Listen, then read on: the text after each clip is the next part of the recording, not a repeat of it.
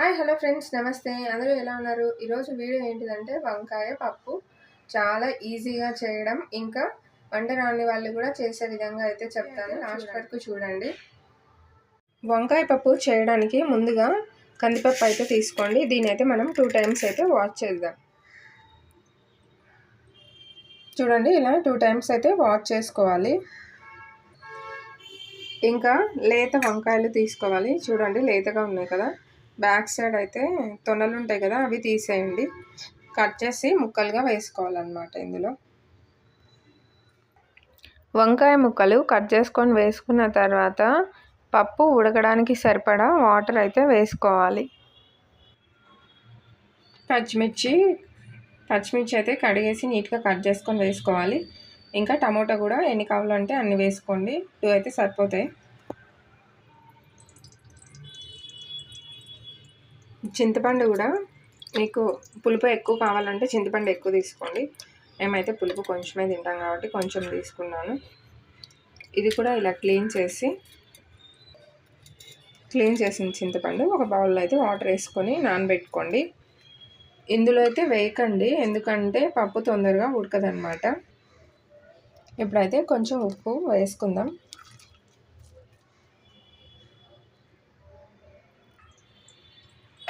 ఇంకా క్లోజ్ చేసేసి స్టవ్ మీద అయితే పెట్టేస్తాం. ఇక్కడైతే స్టవ్ మీద పెట్టేసాము.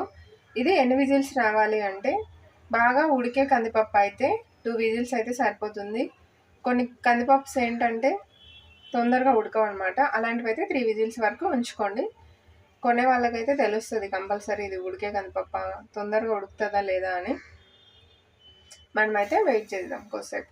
చింతపండు అయితే ఇందులో అయితే వేయకండి, పప్పు అయితే త్వరగా ఉడకదన్నమాట. ఇది ఒక టిప్. 2 విజిల్స్ అయితే కంప్లీట్ అయిపోయింది. ఇప్పుడు మూత తీసి చూద్దాం. ఓపెన్ చేసి చూస్తే పప్పు అయితే బాగా ఉడికిపోయింది. మరి పేస్ట్ లాగా అయితే ఉడికించకండి, బాగోదు పప్పు తినడానికి. ఇలా పట్టుకుంటే ఒకసారి అలా స్మాష్ అయిపోవాలన్నమాట. అలా అయితే ఉడికిపోయినట్టే. చాలామంది అయితే మరి పేస్ట్ లాగా ఉడికిస్తారు, అంత అయితే అవసరం లేదు, అది గట్టిగా అయిపోతుంది పప్పు. అలా ఇష్టం ఉండేవాళ్ళు అలా అయితే ఒకసారి చేసుకోండి. ఇప్పుడు మనం దీంతో అయితే మెదుపుతాము పప్పు మొత్తం. పప్పు మెరిపిన తర్వాత మనం నానబెట్టుకున్న చింతపండును ఈ విధంగా మ్యాష్ చేసుకోండి. పప్పు మెరిపాం కదా, అందులో అయితే ఇది వేయాలి. పప్పు మెదిపేసాం కదా, ఇప్పుడు చింతపండు రసాన్ని అయితే వేసుకుందాము. వేసుకున్న తర్వాత ఇలా నీట్గా అయితే కలపాలి అన్నమాట. మనం కుక్కర్లో మెదిపినటువంటి పప్పుని ఒక బౌల్లోకి అయితే తీసుకోండి. ఎందుకంటే మనం కుక్కర్లోనే పోపు వేస్తున్నాం కాబట్టి. కుక్కర్లోనే పోపు ఎందుకు వేయాలి అనేది అయితే లాస్ట్లో చెప్తాను. కుక్కర్ బాగా వేడెక్కిన తర్వాత ఆయిల్ వేసుకోండి. ఆయిల్ వేడెక్కిన తర్వాత పోపు దినుసులు అయితే వేసుకోండి. పోపు దినుసులు కూడా వేడెక్కిన తర్వాత ఒక పెద్ద ఉల్లిపాయను తీసుకొని కట్ చేసుకొని వేసుకోండి. ఉల్లిపాయను కూడా బాగా వేయించండి. మీకు ఇక్కడ ఒక టిప్ అండి, కత్తితో ఉల్లిపాయలు వేయించడం వల్ల కత్తి ఎప్పుడూ పదునుగా ఉంటుంది. మీరు కూడా ఒకసారి ట్రై చేయండి. ఇప్పుడైతే మనం పసుపు వేసుకుందాం. పసుపు ఆయిల్లో వేసుకోవడం వల్ల స్మెల్ రాకుండా అయితే ఉంటుంది. అలాగే కారం పొడి అయితే వేసుకోండి. మనం ఆల్రెడీ పచ్చిమిర్చి వాడాం కాబట్టి కొంచెం అయితే కారం పొడి వేసుకోండి. కొంచెం కరివేపాకు కూడా వేసుకొని మొత్తం బాగా వేయించాలి. బాగా వేగిన తర్వాత మనము పోపులోనే మెదిపిన పప్పునైతే వేసుకోవాలి. మనం అందుకనే కుక్కర్ పెట్టుకోవడం జరిగింది, ఎందుకంటే కుక్కర్లోనే పప్పు వేసుకోవాలి కాబట్టి.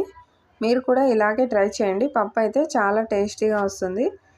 అలాగే 2 నిమిషాల వరకు పప్పునైతే ఉడికించుకోవాలి. ఉడికించిన తర్వాత ఇలా బబుల్స్ లాగా వస్తుంది, అంతవరకు ఉడికించుకొని కొత్తిమీర వేసుకొని దించేసేయండి. గుమగుమలాడే పప్పు రెడీ.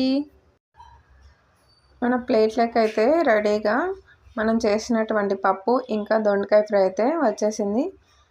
మనమైతే ఇంకా తినేద్దాం.